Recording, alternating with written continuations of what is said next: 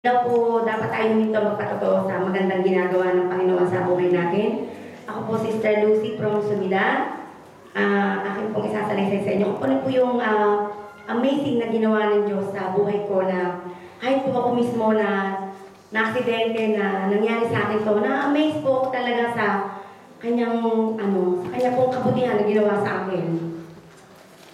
Na-aksidente po ako nangyari po yung aksidente ko noong May 18. Siguro po ay 5 months na po ito ngayon.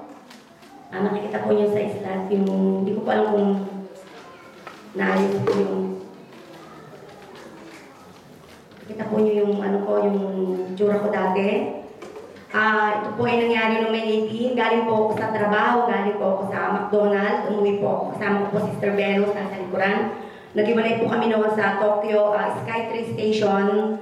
Pauwi po ako noon sa bahay namin. Ang nainiwan lang po talaga sa akin ni Lord sa isipan ko, hindi ko po alam yung nangyari. Ang alam ko lang po ay bumili ako ng McDonald's para sa pagkain po ng bunso kong anak. Meron po akong dalawang anak, si Hadasa, isa po ay si Ay, ako po ay single parents. Then, tumatawid po ako doon sa may cleaning shop. Nandun lang po ako, yung po lang ang tanda ko. And then, nung ako po ay na-aksidente, nandun po ako sa ospital. Sabi po ng mga kapatiran sa akin ay dinapo ako ng ng ambulansya sa ospital. Tinawagan po ng pulis yung anak kong panganay sa trabaho niya. Pinuntahan pa niyo si Pastor Connie sa kanyang tahanan para po mapasabihan daw po yung mga kapatiran ako po ipag-pray. Binigyan po ni Pastor Connie yung prayer chain sa mga kapatiran, sa JCOB. Para po ako ipag-pray dahil po sa nangyari sa akin. Then sabi po nila ay ako dumating sa ospital na wala po akong hininga. Na hindi po nila makita yung aking mukha.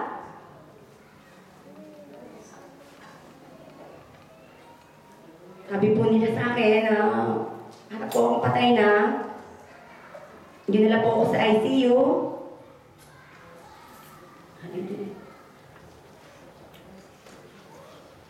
Lumapit po sa kanila ang doktor. Sabi po sa kanila ng doktor, meron po lumalaking dugo sa aking utak. Kapag yung daw pong dugong yon ay sumamang lumaki, within 6 hours po, at hindi po ako kumilos o hindi po ako huminga, dire-diretso na po akong mamamatay. Doon po ay lalo pong nagpursige sa pag-pray sila Pastor Jones, Pastor Connie, marami pong mga kapatiran. Nandun po sila talagang narinig ko po yung patutuon nila sa akin, nag-pray sila ng pray, nag-iiyak sila doon, nakikita sila ng mga nurse, pinapipray nila Pastor June yung part of body ko. Nasabi po kasi ng doktor na yung mukha ko, yung bungo ko, nagkaroon po ng crack. Po yung bungo ko dito, nag-close na po siya, umuspo po yung buto ko rito.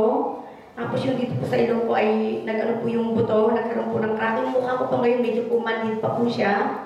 Then yung aking pong ngala-ngala, lumabas po yung ngipin, pumunta po sa loob.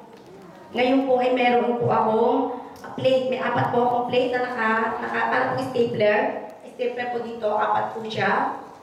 Nakalagay po sa loob po ng aking dito sa minalapan ko. Para po idikit yung aking ngala-ngala sa aking bungo. Para po siya ay magkulay-kulay dahil nga po sa pagkakabagsak ko, yung po ay tumama sa semento. Ang sabi po ng pulis, tumasik po ako ng 7 meter. 7 meter po yung pagkakatasik ko. Nirequest po ng mga kapatiran sa Panginoon, nagpipray sila na makita nila ako dahil hindi po nila ako nakita nang dinala sa ICU. Nung po ay nilabas ako i-straight, talaga pong dininig ni Lord yung prayer nila. Listat daw po ako sa harapan nila. Nakita nila yung aking tsura. Yun nga po sinabihan sila ng pulis na nangyari sa akin. Lalo po silang nagpursige na manalangin. Lalo po nila akong pinag-pray sa Panginoon. And then after 2 hours po, sabi po nila, lumapit po yung doktor sa kanila. Sinabi po ng doktor na nag-response yung aking kamay. Means, karoon po, bumalik po yung aking hininga. Ito po sa steroid.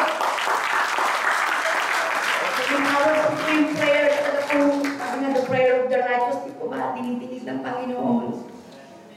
Doon na po sa ICU, tabi ko po yung bunso kong anak. Naramdaman ko pong may mainit na umaano po dito sa dibdib ko. Hindi ko po alam. Siguro medyo nag-aroon na po ako ng malay noon. Sabi po nung bunso kong anak, ito po yung dugo na lumabas sa bibig ko. Nung po lumabas po yun, nagginhawa yung pakiramdam ko. Then, Sabi ko po, nasaan ako? Sabi ko ng anak kong panganay, Ma, nandito ka sa ospital, na-aksidente ka. Ang alam ko po, natutulog lang ako ng mahimbing. Mahimbing po yung naramdaman ko na pinadama ng Panginoon. Hindi ko po alam na ako'y na-aksidente, hindi ko po alam yung nagkakagulo sila sa akin, hindi ko po alam. Alam ko po, ang himbing ang tulog ko po, na wala po akong alam-alam sa nangyari sa akin. Hanggang sa, nung po nagkaroon na po ako ng malay, hindi ko po sila makita, nakita ko po yung saya nila na tuwa-tuwa nila akong ako po nagkaroon po ng buhay, nandun po yung mga puso ng mga kapatiran. Isa po yung iniwan sa akin ng Panginoon. We have the Holy Spirit. Inapo ko ni Lord na mag-speaking of tongues. Andun po yung prayer na ibinigay sa akin ng Lord. And then in-impress po, ilang ko na kung siguro narinig yung sabi, in word na to, na ito po talaga ibinigay sa akin ng Holy Spirit. Sa Philippians chapter 4, verse 6 to 7 po, sabi po dito, Be anxious for nothing, but in everything by prayer and supplication with thanksgiving, let your requests be made known to God. Sabi po sa verse 7, And the peace of God, which surpasses all understanding, will guard your heart and minds through Christ Jesus. Verse 8, Finally, brethren, whatever things are true, whatever things are noble, whatever things are just, whatever things are pure, whatever things are lovely, whatever things are good report, if there anything virtue, if there anything praiseworthy, meditate on it. Verse 9, the things which you learn, receive, heard, saw in me, this do, and the God of peace will be with you. Yung po ang binigay sa akin ng Holy Spirit. Totoo po yun. God give us the anointing of speaking of tongues, di po ba? Yung pong time na yun, wala pong ginawa sa akin ng Holy Spirit kundi po mag-speaking of tongues. And naramdaman ko po talaga na pag tayo po ay nagpapa-indwell sa Holy Spirit, yung peace ni Lord po nandun sa akin. Siguro po sa atin, magkakaroon po tayo ng depression, nagpapanik tayo lahat po sa tulad kong single parents. Isipin ko yung dalawa kong anak, ano nangyari sa dalawa kong anak, ano yung kabuhayan, yung pagbuhay ko sa kanila, di po ba? Nagkakaroon tayo ng mga problema sa bahay natin, sa asawa, sa anak, sa family, sa trabaho natin, sa brethren natin, sa ministry natin. Di po ba? Pero isa lang po yung key. Let's pray. We cannot pray in our flesh. Kasi sabi nga po, di ba, mahina yung flesh natin. But we have this speaking of tongues. Gamitin natin yung binigay sa atin ni Lord. Yung po yung binigay sa akin ni Lord at yung po nagpalakas sa akin. Sabi nga po dito, kapag tayo nagpipray, na-impel tayo ng Holy Spirit, sabi sa verse 8, kung ano yung mga magaganda, yun ang mga pure na ibibigay sa atin ng Holy Spirit. Di po ba? Kung ano yung mga natutunan natin, narinig natin, yun ay gagawin natin. Hindi lang sa tayo na tayo ay nandito ay nakaupo. Hindi lang tayo na tayo ay nasa blessing. Hindi lang sa tayo na tayo po ay napipil natin na tayo nag-uumapaw na sa ating pananampalataya. Sa time din po na tayo sa sitwasyon ng tulad po na nangyari sa akin, problema, aksidente, kasakitan, may cancer man, may problema sa ministry, may problema sa pamilya, sa asawa. Doon po makikita natin ang kilos ng Panginoon kung tayo po'y magtitiwala sa Holy Spirit. Yung po'y naranasan ko, nagpupuri ko kay Lord, nakita niyo ako ngayon. Kahit nga po yung kasama ko yung kaninisan po namin sa Danchi, nakasama ko po siya sa elevator.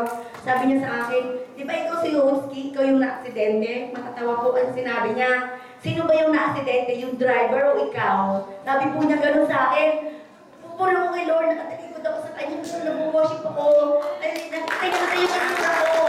Nakakalakas ako ng stress, diba? Ay, sino ako? Ako sabi ko ng doktor, meron po kasing dalawa kong buto sa likuran, dito po si Tasat sa balakang. Pero yung fix na yun ni Lord, pinix yun ni Lord, hindi ako nag-ibig na tayo. Lahat ng sakit ko ako dati, pero hindi ko nawa ko yung sakit ko, lumalakad ako, at piniklaim ko yung kagalingan ko. Nakita ko po yung miracle na ginawa sa akin ng Panginoon. Na napakaganda po. Na yung pong sabi po ng mga doktor at mga nurse doon sa ospital, hindi sila makapaniwala sa akin. O Sam, ganda-ganda nakikita namin yung mukha mo. Ang bilis po ng ng kagalingan ko. Nagulat po sila sa akin. Wala, hindi po ako inabot ng buwan sa akin pong pagkaka-stay sa ospital. 3 weeks na mahigit lang po. Pinalabas na nila ako dahil nakita nila ako naglalakad na. Yung po ba? Amazing po ng Panginoon. Nakakapawad po ng prayer. Maraming po salamat po ng lahat dahil nag-prayer na po na nga po ka. Ang prayer po yung pagkakaisa.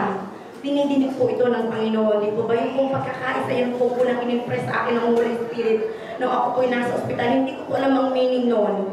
Siguro po isa yun sa akin, sa aming mag-iina, isa po yung sa church league polo, hindi ko po alam yun. Yung po in-impress sa akin ng Holy Spirit, unity, yung po binigay niya sa akin, na hindi ko po alam kung ano po yung message na yun, pero po sa aming mag-iina, napakaganda po ng message na ibinigay niya yun sa akin. Yung pong kung iniiwan sa inyo, isa rin pong word na talaga kung pinangahawakan hanggang ngayon. Dahil sa atong sinabi ni Pastor Romy kanina, katulad po yung nasa heart ko, hindi po tayo nakikipaglaban sa flesh. Tayo po nakikipaglaban sa spirit, di po ba? Tayo po nakikipagdigma sa mga gawa ng kaaway. Ang titingnan po natin yung gawa ng kaaway.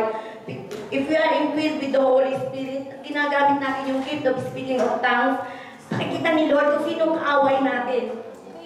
Nakikita po ni Lord yun. Kaya iniiwanan ko po sa inyo, sabi po ng 1 Thessalonians 5:16-18, rejoice always, pray without ceasing. In everything, give thanks. Give thanks for this is the will of God. Kung ano po yung mga encounter natin, lagi po tayong mag-rejoice lagi sa Panginoon. At lagi po tayong manalangin ng walang patigil ng patuloy po, Panginoon.